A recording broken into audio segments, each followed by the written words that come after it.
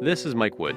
He joined the Baltimore Police Department in 2003 when he was 24, but retired last year with a shoulder injury, disillusioned and feeling as if he was hurting the people of Baltimore more than helping them. He's a friendly, outgoing, and charismatic guy.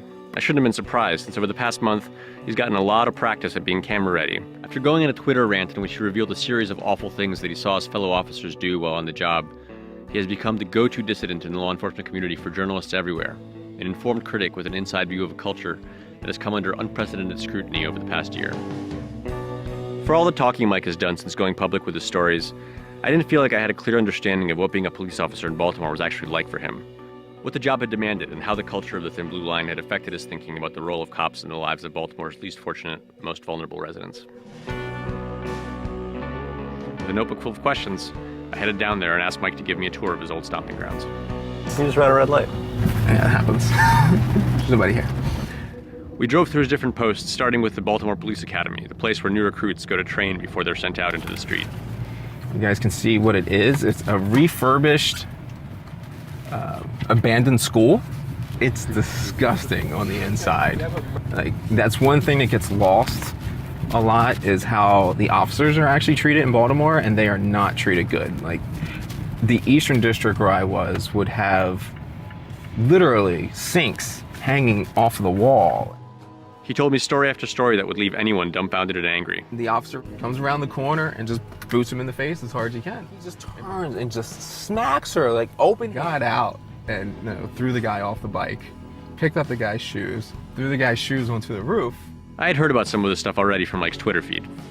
What I really wanted to understand was why it happened. How does this culture of contempt and violence towards black people take hold in a police department like Baltimore's? And how is it perpetuated, even after an entire year of police scandals being in the headlines? For a while, when you're in field training, you're still technically a trainee. You could have been fired at any moment for the first year. You can get fired for anything. You're just in pencil. It was during that time period where, like, even if I would have spoken out, somebody could have just been like, well, you're fired. See you later. You can't, like, when you're in that probationary stage, you can't upset the apple cart at all. You're going to be gone if you do. Can you just describe sort of what you learned about police culture during those early days? Yeah, you don't learn about it.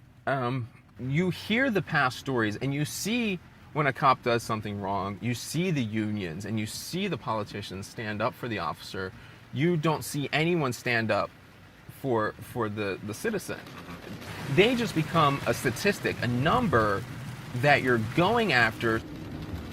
That us versus them attitude, I mean, I understand how it is reinforced by, the rhetoric that comes out of police unions, for example. How does it manifest itself in interactions that police have with people, like, on a daily basis? Right, so that's even a misnomer in itself, that you walk the beat and talk to citizens. Okay.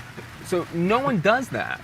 I would try to be friendly with people, but really the reality is if I spent an hour talking to a citizen, that was an hour that everyone viewed I should have been out getting statistics. And what were those statistics that you should have been hitting? So normally it's drugs, and that's your main focus, is drugs or Part 1 crimes, which would generally be felonies that have significant jail time. And guns, which is a misdemeanor, but that's a big thing here.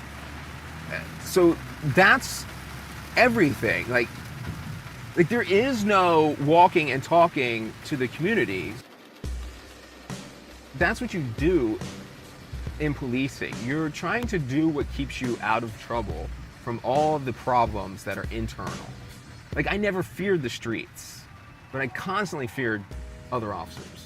How has the climate sort of in the city shifted since Freddie Gray was killed and the riots happened? I mean, these people that we just passed, like, do they live in fear of police? They live across the street from where Freddie Gray was killed. Right, so what they fear is that we can get away with whatever we choose to get away with. The laws are to the point where anybody can be locked up pretty much for any time. Like, one of the cases I did in the Senate in Maryland that I testified to was how you can't actually drive a car legally. I mean, it would be impossible. No one can get this car from here to the end of the street completely legally. So an officer can arrest you at any moment? At any point in time. So you're constantly ready to be a problem. Do you want to go back to the story you were telling before? So you were called on the radio for backup. I hear the call, and I'm not too far away from where we are right now. I'm in a position to head off the guy that's running. I get out of my car, get into a nice place, and corner the guy in an alley.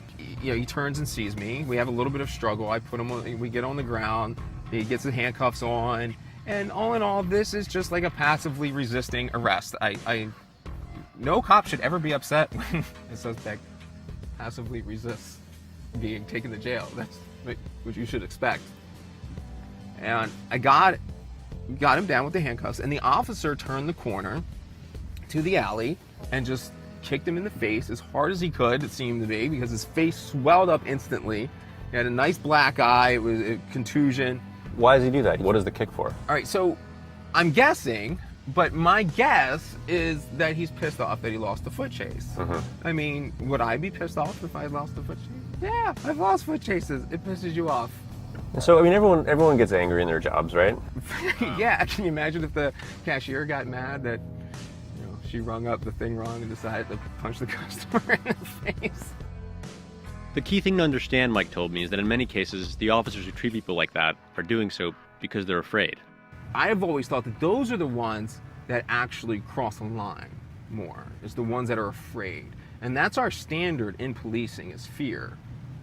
So if you're afraid, you can do whatever you want. That's the legal standard. Oh. So if I am afraid that you can take my life, then I'm allowed to take yours legally. Where does the fear come from then? Like in the guys that do have the fear, it sounds like you think that a lot of them, or most of them do. The pussies. I'm not afraid to say it. They were the people that were afraid before they came in, and just because you got a badge and a gun doesn't suddenly mean you're not afraid. I don't think most people think of police officers as being afraid, as being primarily afraid. Definitely afraid.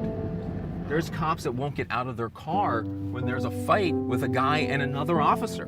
To some extent, they're taught to be afraid, right? That we were, Yeah. they've shown videos in which guys who hesitate, a second too long are blown away by some madman in the street. Yeah, I think you're completely right. I mean, that is actually what they show you. They show you the videos. There's an infamous one of a cop who is getting shot at and actually just seems afraid to pull the trigger at another human being. Like the guy was so empathetic that he couldn't, even though he was going to lose his life, he couldn't bring himself to kill another human being. And that's a video they show all the time.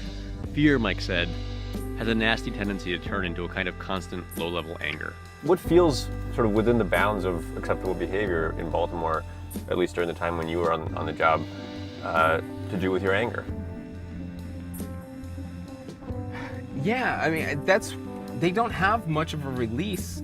So I think a lot of it gets built up in bitterness of the people and of the environment, not in a productive way. They generally don't go and work out, they don't deflate themselves. Instead, they'll get angry at the citizens, give further into that us versus them, and start their infamous drinking problems that you hear about with police. That's real because it is a stressful thing. So officers are ambiently angry and afraid for their lives at every turn.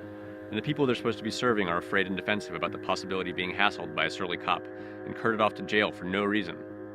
What Mike is describing is a vicious cycle, and while he's not the first guy in the world to characterize it as such, I wondered if he had any thoughts on how it might be broken. If we actually did a community policing model designed to have decentralized power so that the patrol officer can take care of things in his or her responsibility area. So in a true community policing model, if I came down here and I see this overgrown brush, I have the power and the resources to get city workers or something like that down here to fix that. I should have the ability to get weed whackers and recruit people in the neighborhood, and maybe for that day of work, instead of locking people up, I came out with the neighborhood and did this, because that would have some kind of improvement overall. Driving through the utterly dilapidated Sandtown neighborhood, looking at the memorial that has been erected in honor of Freddie Gray, it strikes me that clearing out an overgrown bush feels like pretty small potatoes. Plus, while community policing seems like an obviously good idea in principle, it's my sense that it usually ends up being little more than a buzzword in practice, that police culture inevitably overwhelms it. Well, that's the thing, though. I mean, I think culture, like, is the transmission of values, like, from one person to another. I don't know if it goes laterally or if it goes from, like, from the top down in terms of rank. You do as your commander or your captain says, and you think the way he thinks.